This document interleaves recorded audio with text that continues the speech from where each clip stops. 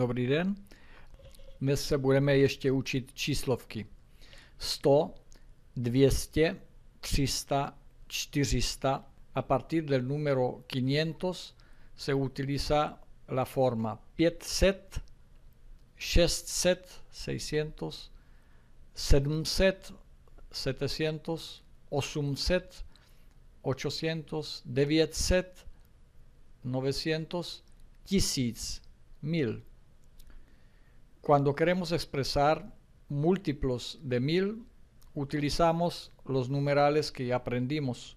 2000, 2000, 3000, 3000, 4000, 4000 y a partir del número 5000 utilizamos palabra 1000, 5000, 5000, 6000, 6000, 7000, 7000, 8000, 8000, 9000, 9000, 10000, 10.000 y así adelante.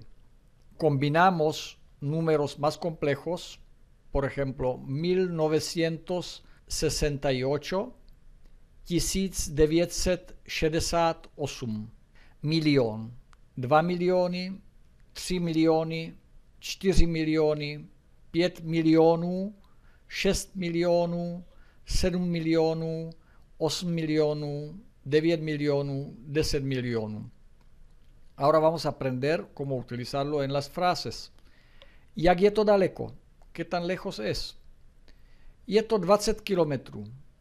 Es 20 kilómetros. Je to 1000 kilometrů. Es 1000 kilómetros. Kolik to stojí? ¿Cuánto cuesta? 10 575 korun.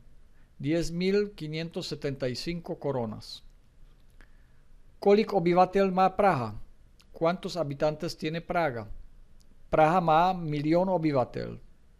Praga tiene 1 milión de habitantes. Kolik obyvatel má Česká republika? O, en una manera más corta, podemos decir, kolik obyvatel má Česko? ¿Cuántos habitantes tiene Čekia? Česká republika má 10 milionů obyvatel. República Checa tiene 10 millones de habitantes. Česko má 10 milionů obyvatel. Čekia tiene 10 millones de habitantes. Kolik mi půjčí banka? ¿Cuánto me prestará el banco? Kolik mi půjčí banka? Banka mi půjčí 356 678 korun. Banco me prestará 356.678 coronas. Kolik ti dlužím? ¿Cuánto te debo? Dlužím ti 35 789 korun. Te debo 35.789 coronas. Nashledanou, uvidíme se v příští lekci.